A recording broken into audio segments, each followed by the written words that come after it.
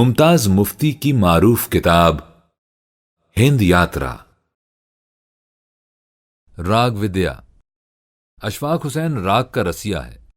बेशक राग का शौक अल्लाह की देन होता है, लेकिन अगर ये शौक एक हद से बढ़ जाए तो बीमारी बन जाता है। अशफाक का ये शौक अरसा दराज से बीमारी बन चुका है। राग के शौक में सबसे पहले आप अपनी कुव्वत समा को जगाते हैं, कानों में ये सलाहियत पैदा करते हैं कि वो शुद्ध सुर को पहचाने और आप उससे लुत्फअंदोज हों। फिर जब शुद्ध सुर की हिस्स पैदा हो जाती है तो आप पर एक कयामत टूट पड़ती है। हर गैर शुद्ध सुर आपके लिए शोर व गौगा की हैसियत इख्तियार कर लेती है और फिर आपके इर्द गिर्द शोर व शगब का एक जंगल जाग उठता है। बेसुरी करख्त आवाजों का समंदर, समंदर में आप डुबकियां खाते हैं। मुसव्विर ज्यादा देखते हैं, मौसीकार ज्यादा सुनते हैं। ज्यादा देखने की उफ्ताद इस कदर कयामत खेज नहीं होती जितनी ज्यादा सुनने की। वो आवाजें जो मेरे लिए खुशकुन हैं, अशफाक हुसैन के लिए बाइस कोफ्त होती हैं। जिसे मैं गाना समझता हूं, अशफाक के लिए वो बेहंगम शोर है। अशफाक हुसैन के कमरे में दिन के वक्त डबल बेड के एक हिस्से पर वो खुद लेटा होता है, दूसरे पर उसकी सितार लेटी होती है। जब वो माहौल की आवाजों की बेरब्ती से घबरा जाता है तो अपनी सितार उठा लेता है। उसके हाथों में सितार या तो हिचकियां ले लेकर रोती है या शोखो चंचल बातें करती है। बीमारी में वो इसकी वाहिद साथी है। अशफाक हुसैन को मुद्दतों से ये शिकायत थी कि उसकी सितार बोलती नहीं। बोले भी तो उसकी आवाज में वो लोच पैदा नहीं होता जो जाने अनजाने में एक जवान औरत अपनी आवाज के जेरो बम से पैदा कर सकती है या करती है, ताकि तवज्जो का मरकज बने।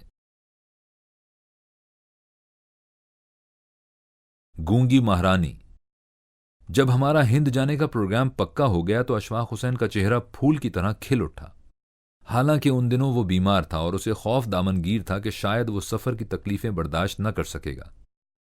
बार बार वो अपनी सितार को देखता, प्यार से उसे थपथपाता जैसे तसल्लियां दे रहा हो।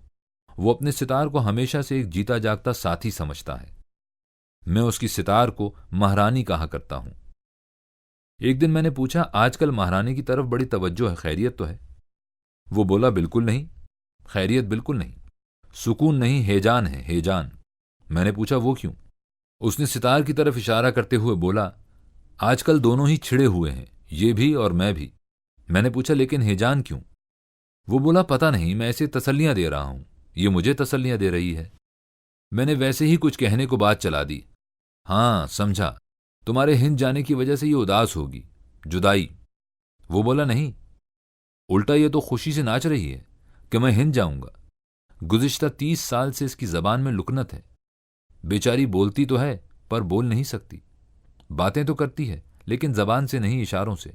क्या करे, महारानी को आज तक तारे मुयस्सर नहीं आई। अब मैं दिल्ली जाऊंगा तो वहां से तांबे की तारे लाऊंगा, फिर तुम सुनना इसे। यूं बोलेगी जैसे जवानी से चोर मुटियार बोलती है। अशफाक हुसैन सुर में मींड का आशिक है। मैं भी मींड का शौकीन हूं, अगरचे मैं मींड को वैसे नहीं सुनता जैसे अशफाक हुसैन सुनता है। दरअसल अपने तमाम दोस्तों में मैं सबसे कम सुनता हूं, इसलिए सबसे ज्यादा सुखी हूं। मेरा दोस्त अशफाक अहमद भी मुझसे ज्यादा सुनता है। उसका कान बहुत हसास है। राह चलते चलते वो किसी न किसी का डायलॉग सुनकर उसे जहन में रिकॉर्ड कर लेता है। पता नहीं अपने जहन में उसने रिकॉर्ड सिस्टम कैसे बना रखा है। उसके जहन में 20 बोलियां महफूज हैं। फिर वो मोहम्मद हुसैन था जो दुनिया आवाज का बादशाह था। वो जालिम मकालमे में मींड लगाना जानता था, इसीलिए वो रेडियो पर ऐसे ऐसे रोल करने की सलाहियत रखता था कि जवाब नहीं। वो आवाज के इतने शेड समझता था कि आज तक मैंने मोहम्मद हुसैन सा सदाकार नहीं देखा। संगीत का घर। हिंद जाते वक्त अशफाक हुसैन सिर्फ इस बात पर खुश न था कि वहां से अपनी सितार के लिए तारें लाएगा। ये तोहफा तो वो सितार के लिए लाना चाहता था। अपने लिए उसका प्रोग्राम खासा वसी था। उसकी ख्वाहिश थी कि हिंद से पुराने गायकों के कैसेट लाए। मसलन वो कई एक सितार नवाजों के संगीत लाना चाहता था। अब्दुल करीम जाफर खान, विलायत खान, उनके वालिद इनायत खान, डीवी पलोस्कर की साज संगीत का कैसेट लाने की उसे बेहद लगन थी। डीवी पलोस्कर जाने पहचाने गायक विष्णु डिगेम्बर का बेटा था जो 32 साल की उम्र में फौत हो गया था और जिसकी गायकी का कोई नमूना उसके पास न था। इनके अलावा उसे बिस्मिल्लाह की शहनाई लाने की आरजू थी। अल्लाह रखे का तबला। मैंने अशफाक हुसैन से पूछा, इतना लंबा चौड़ा प्रोग्राम? वो बोला, भाई हिंद जा रहे हैं। मैंने कहा, यार इन गायकों की चीजें यहां पाकिस्तान में नहीं मिल सकती क्या? उसने सर नफी में हिलाते हुए कहा, यहां बाजार में लेकिन हैं, अफराद के पास मौजूद हैं। वो देते नहीं, रिकॉर्ड करने की इजाजत भी नहीं देते। मैंने पूछा, वहां हिंद में बाजार में मिलेंगी? उसकी बाछें खिल गईं। बिल्कुल। बोला, हिंद को क्या समझते हो तुम? हिंद मौसीकी का घर है। मैंने कहा, अच्छा, बेशक हिंद मौसीकी का घर है, लेकिन बात समझ में नहीं आती। उसने पूछा, क्या? फिर मौसीकी के बड़े बड़े गायक मुसलमान क्यों हैं? ऐसा क्यों है? वो बोला, ठीक है, बेशक बड़े बड़े गायक मुसलमान हैं। मैंने पूछा, क्यों? हिंदू राग को मानता है, मनाता है। मुसलमान ना मानता है ना मनाता है, लेकिन बड़े बड़े उस्ताद मुसलमान हैं, ऐसा क्यों है? वो बोला, पता नहीं, लेकिन हिंद मौसीकी का घर है। मैंने कहा, वो तो है, हिंदू बहुत कदरदान है ना, इसलिए। अशफाक हुसैन ने पूछा, दिल्ली में पूरा एक दिन मैं कैसेटों के चुनाव पर लगाऊंगा, तुम बुरा तो नहीं मानोगे? मैंने जवाब दिया, बिल्कुल नहीं, मुझे तो सिर्फ एक ही काम है, होम्योपैथी की किताबें खरीदना, इसके बाद जो जी चाहे करना। अशफाक हुसैन ने जवाब दिया, उसके बाद सिर्फ दो ही काम हैं, बेजीसार और राग विद्या। मैंने उसे ताना दिया, और वो जो परवीन सुल्ताना है वो?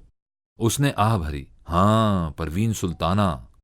यार मुफ्ती, जिंदगी में मेरी सिर्फ एक ख्वाहिश है कि मैं परवीन सुल्ताना का इंटरव्यू लूं और फिर दुनियाए मौसीकी से उसे मुतारिफ कराऊं कि अंधो, देखो, देखो कि शुद्ध सुर किस तरह जिस्म में ढल गई है, देखो कि गले का महराज क्या है, सुनो और सर धुनो। वो जज्बाती हो गया। लता का देश। मैंने कहा, काश कि मैं भी कान वाला होता। वो संजीदगी से बोला, अपने हक में बद्दुआ ना करो। मैंने कहा, मेरा जी चाहता था। उसने पूछा, क्या? मैंने कहा, मेरा जी चाहता था कि जब दिल्ली के स्टेशन पर उतरूं तो दोनों हाथ जोड़कर माथे पर रख लूं और फिर आंखें बंद करके होंठ हिलाए बगैर कहूं, ऐ लता मंगेशकर के देश, मैं तुझे प्रणाम करता हूं, मेरा सलाम कबूल कर। वो बोला, लता तो बंबई में रहती है। मैंने कहा, इससे क्या फर्क पड़ता है, वो तो मेरे दिल में रहती है। जिंदगी में जितना सुख, जितनी खुशी मुझे लता ने दी है, किसी और फर्द वाहिद ने नहीं दी। जवानी में उसने मुझे दिल की धड़कनें दी, बुढ़ापे में दिल का सुकून दिया। जालिमों ने उसे मंदिर से निकालकर फैशन परेड में बिठा दिया है। वो बोला, क्या मतलब? मैंने कहा, लता को मौसीकी से निकालकर पॉप गानों में डाल दिया है। तुम्हें पता नहीं अशफाक हुसैन, मेरे दिल में हिंदी फिल्म साजों की कितनी इज्जत थी। पहले नेशनल थिएटर्स थे, फिर प्रभात आई, बंबई टॉकीज आई, और वो जालिम सोहराब मोदी, उन्होंने खाली ड्रामा ही नहीं, वो संगीत फिल्माई के जवाब नहीं। अशफाक हुसैन बोला, हिंद क्या करे, नई रविश बीमारी की तरह आई है। मैंने कहा, मैं नहीं मानता, मेरा दिल नहीं मानता। हिंदू और शुद्ध संगीत छोड़ दे, ये कैसे हो सकता है? दरियागंज में चलते चलते दफतन अशफाक हुसैन रुक गया। बोला, यार बड़ी भूल हो गई। मैंने पूछा, क्या? दिल्ली पहुंचने पर मैंने तुम्हें याद न कराया कि लता के देश को सलाम करना है। उस रोज हम दोनों राग विद्या की तलाश में निकले थे। हमारा ख्याल था कि हिंद में राग विद्या की तलाश का सवाल ही पैदा नहीं होगा। राग विद्या तो हिंद की रूह है, फिर तलाश का क्या मतलब? कदरदान हिंद। मुझे याद है, लाहौर ओपन एयर थिएटर में महफिल मौसीकी जमी हुई थी। ऐसे लगता था जैसे टीले पर हुजूम ने यूरिश कर रखी हो।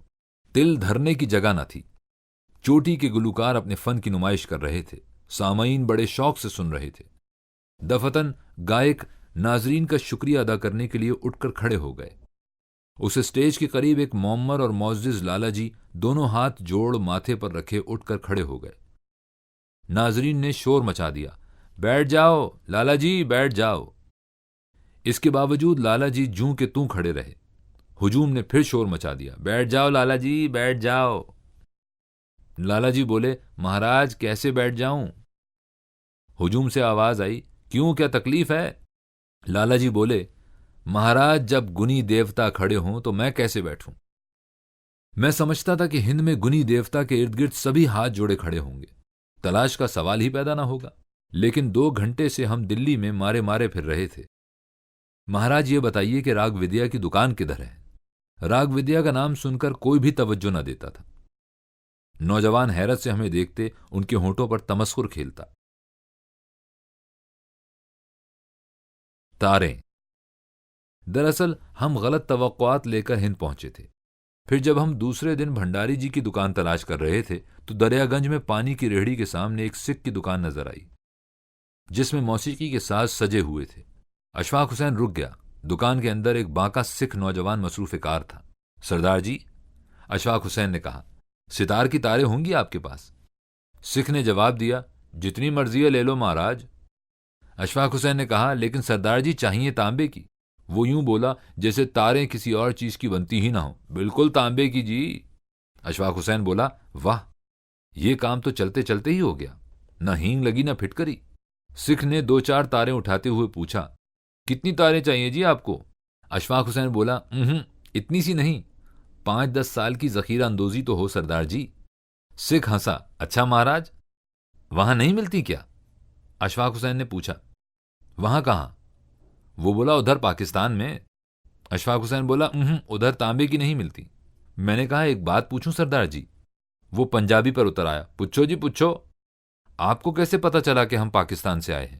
सिख हंसा और कहने लगा, महाराज, जो सेबों के टोकरे में अनार रखकर दो तो पता नहीं चलेगा क्या है। अशफाक हुसैन हंसा, अच्छा, मैं समझा कि आपने हमारी बातों से अंदाजा लगाया हो। सिख बोला, सिर्फ बातों से नहीं जी, हर बात से पता चलता है, चाल से, ढाल से, रंग से, बोली से। फिर आप तो मेरे गिराई हैं महाराज। अशफाक हुसैन चिल्लाया, अरे! सिख हंसा, हम भी पिच्छू पिंडी से हैं जी। अशफाक हुसैन ने उसे छेड़ा, बोला, हम तो इस्लामाबाद से हैं।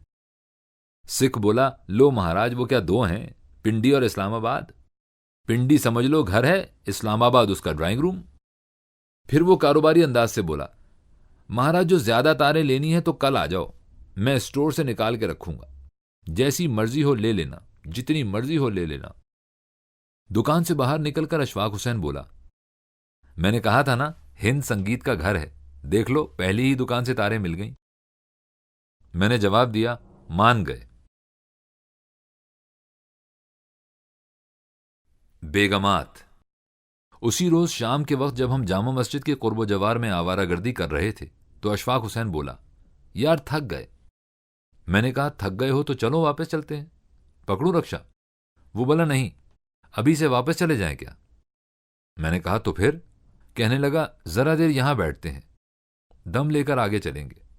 हम दोनों एक थड़े पर बैठ गए। अशफाक ने कहा, यार इधर औरतें नजर नहीं आ रही। मैंने कहा, औरतें तो बहुत सी देखी हैं, पर्दा नजर आने वाली नहीं। उसने कहा, यह क्या बात हुई? वो हंसा, वो औरत ही क्या हुई जो नजर आने वाली ना हो।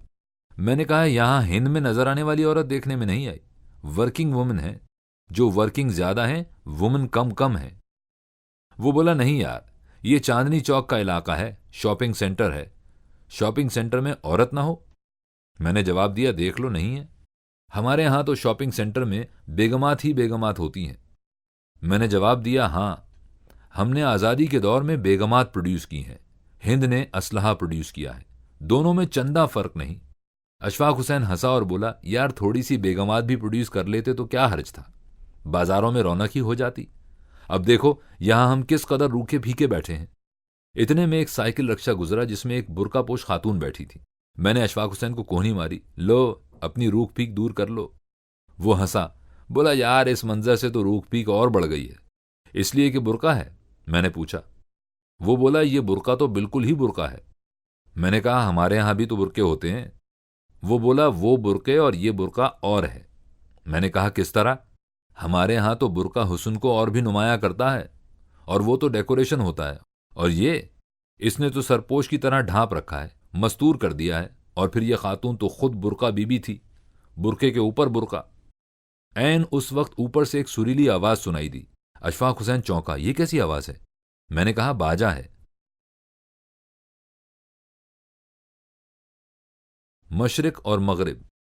वो बोला, आला किस्म का बाजा है, ऑर्गन लगता है। हम उठ बैठे। चौबारे पर बड़ा सा बोर्ड लगा हुआ था, नेशनल संगीत कंपनी। अरे ये तो दुकान मालूम पड़ती है, चलो ऊपर चलें। ऊपर एक बहुत बड़ा कमरा था जिसमें संगीत के साज पड़े थे, हारमोनियम, तबले, सितार। एक बांका सिख दो फॉरेनर्स से बातें कर रहा था। उसने हमसे कहा, आओ महाराज बैठो। हम बैठ गए। मैं जरा इनसे फारिग हो जाऊं, वो बोला। वो दोनों सितार की खरीदारी की बात कर रहे थे। एक जर्मन था, एक अंग्रेज। अंग्रेज बातें कर रहा था, जर्मन चुपचाप बैठा मुस्कुराए जा रहा था। कुछ देर तक वो बातें करते रहे। पहले तो अशफाक हुसैन चुपचाप सुनता रहा, फिर दखलदर माकूलात से बोला, एक बात बताइए। अंग्रेज चौंका। अशफाक हुसैन ने कहा, आजकल यूरोप में सितार क्यों मकबूल होती जा रही है? सिख ने जवाब दिया, महाराज मैं 5 साल पेरिस में रहकर आया हूं, वहां भी हमारी दुकान है। हम यहां से सितारे मंगवाते थक जाते थे। वहां यह सूरत थी कि आई और बिकी, आई और बिकी। अंग्रेज बोला, यहां मगरिब की धुन लगी है और वहां मशरिक की धुन सवार है। जब फॉरेनर्स चले गए तो अशफाक हुसैन ने तारों की बात छेड़ दी। सिख ने कहा, महाराज जितनी तारें कहो। अशफाक हुसैन ने कहा, जर्मनी की बनी हुई, तांबे की हों। सिख ने कहा, बिल्कुल जर्मनी की, और फिर तारों का एक पुलंदा लाकर हमारे सामने ढेर कर दिया। अशफाक हुसैन ने अपनी मर्जी की तारें चुन लीं। जब हम दुकान से नीचे उतरे तो अशफाक हुसैन ने फख्र से कहा, मैंने कहा था ना, यह हिंद है और हिंद संगीत का घर है। सितार की तारें इतनी आसानी से मिल गईं तो हम समझे कि बड़े बड़े गायकों की चीजें भी आसानी से मिल जाएंगी। लेकिन उस रोज हम चांदनी चौक के कुर्ब जवार में 2 घंटे से सरगर्दा फिरते रहे, लेकिन किसी दुकान से शुद्ध संगीत के कैसेट नहीं मिल रहे थे। कैसेट बाजार। हमें यूं सरगर्दा देखकर एक लालाजी रुक गए। कहने लगे, आप कैसेट ढूंढ रहे हैं तो कैसेट बाजार में जाइए। उन्होंने हमें रास्ता समझाया। कैसेट बाजार को देखकर अशफाक हुसैन की उम्मीदें फिर से जाग उठी। कहने लगा, लो अब आए हैं सही जगह, अब समझ लो बात बन गई। पहली दुकान से पूछा तो दुकानदार ने बात सुने बगैर ही सर हिला दिया और खुद दूसरे ग्राहकों की तरफ मुतवज्जो हो गया। जब छठी दुकान पर भी यही हुआ तो हम सटपटा गए। 7वीं दुकान पर हम आराम से कुर्सियों पर बैठ गए। जब दुकानदार फारिग हुआ तो अशफाक हुसैन ने पूछा, महाराज हमें पक्के राग के कुछ गाने चाहिए, कहां से मिलेंगे? दुकानदार बोला, पक्के राग के कैसेट इधर तो नहीं मिलेंगे, यहां तो महाराज फिल्मी म्यूजिक है, जितनी मर्जी ले लो। अशफाक हुसैन ने पूछा, तो कहां से मिलेंगे? वो तो भाई बंबई में मिलेंगे, इधर दिल्ली में नहीं। मैंने कहा, हिंद तो मौसीकी का घर है महाराज। दुकानदार बोला, होगा महाराज, पर इधर तो फिल्म गीत के सिवा कोई खरीदार नहीं। मैंने कहा, जनाब चलिए एक फिल्मी कैसेट ही दे दीजिए। कहने लगा, जौन सा मांगो महाराज। मैंने कहा, कमला झरिया का दे दीजिए। वो सोच में पड़ गया, कमला झरिया? वो कौन है जी? हमने तो नाम नहीं सुना। मैंने कहा, महाराज वो मशहूर गाने वाली थी, पुराने जमाने की। ना महाराज, पुराने जमाने के नहीं चलते इधर, इधर तो नए जमाने के चलते हैं, पॉप म्यूजिक। कैसेट बाजार में कोई 20-22 दुकानें थीं। हमने कोई दुकान न छोड़ी, हर जगह से वही जवाब मिला। दफतन अशफाक हुसैन के पांव लड़खड़ाने लगे। बोला, कहीं बैठ जाएं। स्कर्ट और पोनी टेल। हम फिर से एक बंद दुकान के थड़े पर बैठ गए। देर तक हम चुपचाप बैठे रहे। मायूसी ने उसे थका दिया था, इसलिए वो चुपचाप था। मैं डरता था कि अगर कोई बात की तो वो तड़क जाएगा। दफतन साथ वाली गली से बच्चियों का एक गौल निकला। छोटी छोटी, खूबसूरत, साफ सुथरी, जिंदगी से भरपूर, मुहज्जब बच्चियां। उन बच्चियों ने नीले रंग के कॉटन के स्कर्ट पहन रखे थे, ऊपर सफेद ब्लाउज, सफेद मोजे और जूते, बाल अंग्रेजी स्टाइल के। इतने सारे खूबसूरत बच्चे देखकर हम हैरान रह गए। मैंने कहा, जरूर कोई इंग्लिश स्कूल टूटा है। अशफाक हुसैन बोला, हद हो गई, बिल्कुल ही अंग्रेजी, जरा फर्क भी तो नहीं। मैंने कहा, हिंदू से मुझे उम्मीद न थी कि वो इस कदर मगरिब पसंद हो जाएंगे। अशफाक हुसैन ने कहा, हम क्या कम हैं? मैंने कहा, जब अंग्रेज गया था तो लाहौर में 7 इंग्लिश स्कूल थे, अब 316 हैं। अशफाक हुसैन खामोश हो गया। देर तक हम खामोश रहे। फिर मैंने उसे चौंकाया, क्या सोच रहे हो? वो बोला, मैं सोच रहा हूं कि जिसे मैं राग विद्या का घर समझ रहा था वो तो राग विद्या का कब्रिस्तान बन गया है। मैंने कहा, क्यों? कहने लगा, जिस देश की बच्चियां स्कर्ट और ब्लाउज पहनती हैं, सफेद रंग की जुराबें चढ़ाती हैं और पोनी टेल बनाती हैं, वहां हिंदी राग विद्या का कब्रिस्तान नहीं बनेगा तो कहां बनेगा?